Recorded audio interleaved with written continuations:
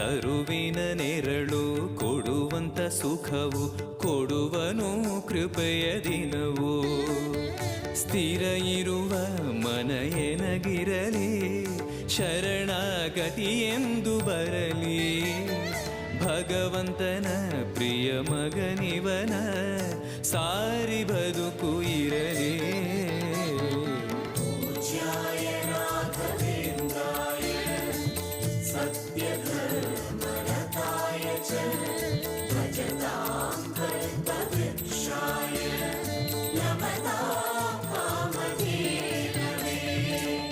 ಆಲಯವೆಂದರೆ ಮಂತ್ರಾಲಯವೇ ಬೇರೆ ನಾ ಅರಿಯಲಾರೆ. ರಾಜನು ಎಂದರೆ ಶ್ರೀ ಗುರುರಾಜನೇ ಮತ್ತು ನಾ ತಿಳಿಯಲಾರೆ. ಆಲಯವೆಂದರೆ ಮಂತ್ರಾಲಯವೇ ಬೇರೆ ನಾ